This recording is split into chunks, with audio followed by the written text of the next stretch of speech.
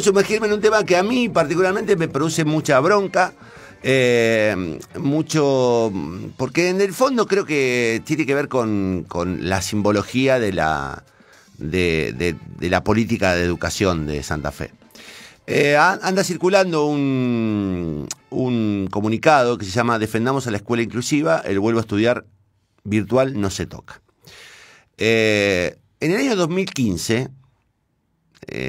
se abrió en Santa Fe una escuela que se llama la EMPA 1330, que desarrolló un rol fundamental, que era incluir a personas jóvenes y adultas de la provincia de Santa Fe a través del llamado vuelvo a estudiar virtual, y el objeto era dar respuestas a estas cientos de personas que por distintos motivos no podían o no pudieron culminar o empezar los estudios secundarios, y aún hoy no tienen la posibilidad de asistir a una EMPA tradicional de manera presencial.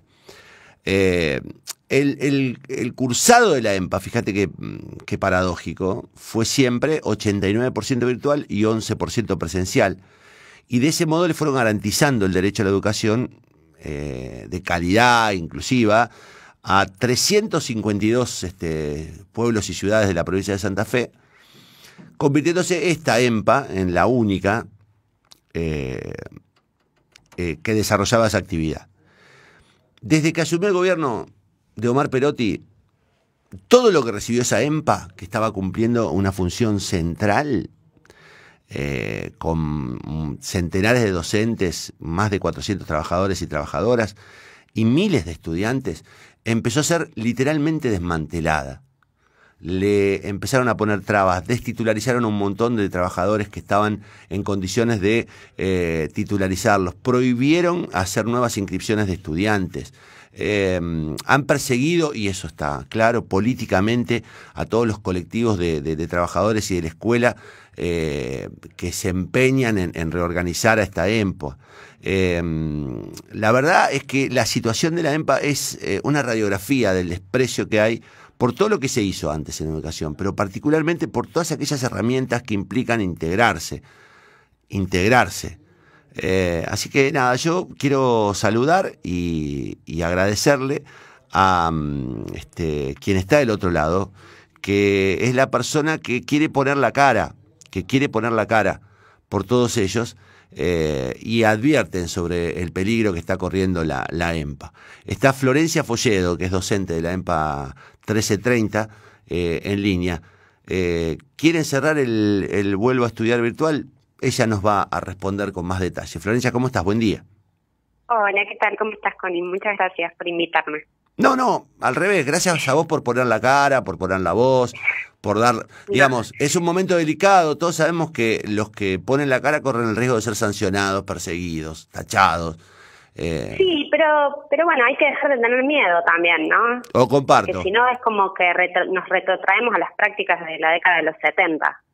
Entonces hay que empezar a ponerle cara y nombre a estas actitudes. Entonces me parece que está bueno también tener estos espacios, por eso también te agradezco. Te pregunto, digamos, ¿qué es lo que está pasando? Porque la EMPA, curiosamente, tenía un esquema de virtualidad prácticamente ideal previo a la situación de la pandemia, y contra todos los criterios ha sido prácticamente desarticulada, no recibe apoyo. Contame cómo está la escuela. Bueno, básicamente en la actualidad nosotros, es como vos decís, no recibimos ningún tipo de apoyo. Nosotros somos una escuela, como vos bien contaste, que tenemos un 89% de virtualidad y un 11% de presencialidad. Que frente a la pandemia, ese 11% lo transformamos en virtual con encuentros sincrónicos. Nosotros no solamente nos encontró la pandemia totalmente preparados para dar clases, sino que teníamos el material para dar clases, lo pusimos a disposición de otras unidades académicas, tenemos el personal docente capacitado para dar clases en virtualidad. Es muy loco, ¿no? Porque digo, en el mientras tanto, durante la pandemia, el Ministerio de Educación hizo capacitaciones que la verdad que cualquier docente que las haya hecho no fueron suficientes esas capacitaciones para para prepararnos para la virtualidad, y nosotros que sí estábamos preparados no nos llamaron. Ni siquiera nos preguntaron cómo era nuestro modelo, ni siquiera se interesaron en interiorizarse, en saber cómo funciona este EMPA. El único contacto que hubo con el Ministerio de Educación fue cuando Lucía Salinas, que es la directora provincial de Educación para Jóvenes y Adultos, se acercó al EMPA a retirar nuestros legajos. Porque hace 2 semanas fueron a la escuela y sacaron los 23 bibliobaratos de legajos docentes, junto con la persona que pusieron a cargo de un interventor reorganizador, porque no sabemos bien qué es la persona, que vino de parte del ministerio. Así que bueno, Pero pará, se llevaron los legajos de los docentes, ¿por qué? Justamente con fines de reorganizar. La palabra es la reorganización. Ver que todo está en regla, y quien no está en regla sufrirá el peso de la ley. Digamos, es bastante fuerte todo eso, ¿no? Porque ¿qué es que no está en regla? Que al docente ¿qué le falte? A lo mejor una constancia, por ejemplo, ahora les están pidiendo a los docentes, es una locura, ¿no? Están pidiendo que lleven a la escuela presencial, justamente cuando las escuelas están cerradas, la constancia de la carpeta médica, ¿no? Cuando la constancia de carpeta médica, uno entra a mi legajo de la provincia de Santa Fe y dice, aparece, uno va a la parte de carpeta médica y figura. Pero no, los docentes ahora tienen que ver cómo, por ejemplo, desde Reconquista hacen llegar esa constancia a la sede central que es en Rosario. Cosas ilógicas, y bueno, y también, viste, no hay ganas de diálogo, no hay ganas de sentarse a pensar cómo es nuestra escuela, no se han acercado, el objetivo es desmantelarla. No les interesamos como colectivo docente y no les interesa esta política. No les interesa la educación para jóvenes y adultos. De hecho, es una deuda pendiente que tiene la educación argentina para con los jóvenes y adultos, porque han quedado durante muchos años fuera del sistema. Ahora, vos es que no hay otra mirada que no sea la decisión política de desmantelar esto, que por otra parte, contalo, porque a lo mejor mucha gente no lo sabe. ¿Cuántos egresados tiene la EMPA? Mira, nosotros, este EMPA cuenta con 1.600 egresados. O sea, 1.600 personas que no tenían acceso a la educación, que volvieron a estudiar desde distintos lugares y condiciones, en general adultos. Adultos, a ver, yo te puedo dar ejemplos con nombre y apellido, que no lo voy a hacer, ¿no? Pero de estudiantes de las más diversas localidades y con las más diversas realidades. Personas que cuando terminaron de su tercer año dijeron gracias porque lo conseguí, ustedes me acompañaron, ustedes me ayudaron, yo de otra forma no lo hubiera podido hacer. Personas con movilidad reducida, 72, 74, 80 años, con ganas de estudiar para superarse, ¿no? Porque era una deuda pendiente para ellos, porque por muchos motivos no pudieron acceder, porque tuvieron que salir a trabajar de jóvenes, porque tuvieron que casarse muy jóvenes, hacerse cargos de una familia. Y bueno, vuelvo a decirlo, el gobierno tenía una deuda con estas personas.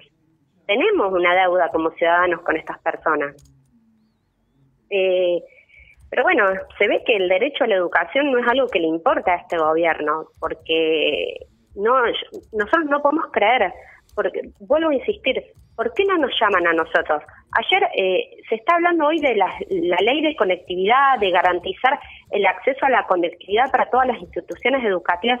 ¿Por qué no nos llaman a nosotros que sabemos, que hemos sido formados, que podemos dar cuenta de eso, que podríamos contribuir a la comunidad educativa? ¿Por qué no aprovechar ese baluarte? No, en vez de eso tratan de invisibilizarnos y corrernos del medio, porque no somos una política pública para ellos que les reditúe. Nosotros somos un número que hay que, cuanto mejor sea sacárselo de encima, mejor. Además, ustedes han recibido todos los maltratos que uno puede imaginarse, destitularizaciones, descalificaciones. Lo lógico sería que una política inclusiva se multiplique, que existan varias EMPAs en la provincia, que lo que debían hacer era multiplicarlo. Ahora, ¿con qué lo reemplazaron? ¿Hay algún proyecto de reemplazo? ¿Ustedes ven que lo que se veía... El proyecto de reemplazo de ellos es que nosotros nos adecuemos al EMPA tradicional. Pero no, a ver, pero pará, eso es lo que ellos manifiestan. El EMPA tradicional impide a un montón de gente adulta terminar la escuela, volver a la escuela. Es imposible que esa gente cumpla con las condiciones presenciales que demanda una EMPA. Es lo que nosotros planteamos. Que nosotros no somos un EMPA tradicional, nosotros somos un EMPA distinto, que nosotros vamos y le damos clases y le garantizamos el derecho a esa ama de casa en Ramona o a ese trabajador en Frontera o a ese peón en Román. Digamos, nosotros llegamos a esas localidades donde no existe una escuela presencial. Pero bueno, no, vuelvo a decirte, no les interesa. El objetivo es que nosotros nos adecuemos a los planes de estudio de la EMPA tradicional, que nosotros tengamos más presencialidad, todo a fines de seguir restringiendo el acceso a la educación. Porque justamente las personas que eligen este EMPA es porque no pueden hacerlo de otra forma. Yo, no se me ocurre, digamos, cómo, pero la única manera que uno entiende que puede defenderse de esto es resistiendo, digamos, resistiendo desde el lugar de la participación, resistiendo desde el lugar de la multiplicación del mensaje, que todo el mundo se entere. Hoy estamos en una situación muy difícil, digamos, desde el punto de vista físico, porque es imposible movilizarse, es imposible, digamos, hacer manifestaciones callejeras, mostrar, digamos, algún nivel de fuerza. Pero, digamos, hay que multiplicar el mensaje por todos lados de modo tal de que todo el mundo se entere que digamos, que se está por desmantelar o se está intentando desmantelar la única escuela que le estaba dando derechos a los adultos para acceder a un título tan elemental como el título secundario, digamos. Y digo, 1.200 personas lo consiguieron. Es una habilitación 1.600, para... 1.600, perdón, 1.600. Es un montón de gente que queda habilitada en otras condiciones. Bonnie, en pandemia se recibieron 650 estudiantes. Durante la pandemia nosotros egresamos 650 estudiantes. Si los números no muestran lo buena que es nuestra escuela, la verdad que no sé, digo, la experiencia de nuestros propios estudiantes, a mí me gustaría que los inviten a hablar a nuestros estudiantes a ver qué pueden decir de nosotros. No solamente de los contenidos académicos, sino de la calidad humana de las personas que conformamos la escuela. Porque nosotros fuimos formados también en un paradigma de socioafectividad, digamos, porque hay que entender que el estudiante que viene a nuestra escuela no es sencillo abordarlo. Es gente que dejó la educación hace muchísimos años, es gente que bueno, que la vida la ha golpeado mucho, y uno no solamente le da el saber académico, le da muchísima contención. Y nuestra escuela es una familia, es eso, es una familia donde nos conocemos, donde nos encariñamos con nuestros estudiantes a través de la virtualidad y los acompañamos hasta el final. Y cuando uno se cae, que no permitimos que se caigan, lo llamamos por teléfono y lo vamos a buscar, porque ese es el objetivo de esta escuela, que los estudiantes ingresen, permanezcan y egresen. Es complicado, porque digo, la correlación de fuerza es tan abismal, y digamos, hay tanto poder de fuego del otro lado, y además hay tal indiferencia porque lamentablemente la sociedad está cada una, ¿viste? Están todos metidos con su cabeza en sus propios problemas, pero es imprescindible que a esto lo multipliquemos, que se sepa que hay un intento por desmantelarlo, que se sepa que les han llevado, han entrado y se han llevado las carpetas de ustedes para reorganizar, entre comillas, la EMPA, la exigencia de reconvertirla a una EMPA normal para reducir drásticamente el efecto de la EMPA para todos aquellos que pueden acceder remotamente. Digo, no sé cómo, pero tiene que haber. Me da mucha tirria también saber que están solos, porque tampoco es que están siendo acompañados por los gremios, ¿no? No, lamentablemente voy a decir esto y pareciera que nos han soltado la mano en algún punto, ¿eh? Y uno mira y dice, bueno, qué loco, capaz que que nosotros en este momento no somos importantes porque no le sumaremos a lo que quiere el gremio, no lo sé la verdad, pero nos han soltado un poco la mano. Hemos tratado de comunicarnos telefónicamente y bueno, no hemos recibido respuesta de todas las delegaciones, como nos hubiera gustado recibir respuesta, pero bueno, yo supongo que también los tiempos son complejos y por eso, digamos, estarán atendiendo otras particularidades. Quiero creer eso. Igual, Connie, a mí me gustaría mencionar algo. A mí me gustaría mencionar también las agresiones que están sufriendo los compañeros, ¿no?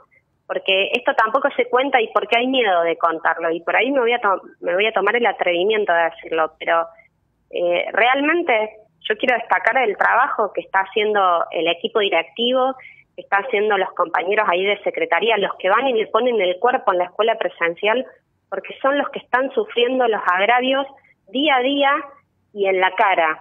Son a los que los están maltratando. Porque yo estoy en mi casa dando clases y no tengo que sufrir ese maltrato todos los días. Pero esos compañeros sí. Y hay que estar ahí poniéndole el cuerpo sin que nadie te defienda.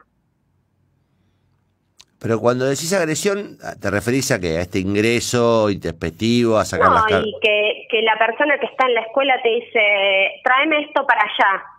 Pero a ver, yo soy tu jefe, ¿no te das cuenta? ¿Por qué no me traes las cosas? Permanentemente esto y bueno, no sé, yo capaz que si vos haces esto te voy a tener que sumariar. Así constantemente, yo no creo que esté bueno eso. De hecho, no está bueno en ningún ámbito de trabajo. No, en general no es admisible que nadie trate de esa manera a nadie. Pero de todas maneras me resulta llamativo en qué condiciones se dan estas cosas. Bueno, pero mira, es muy simple.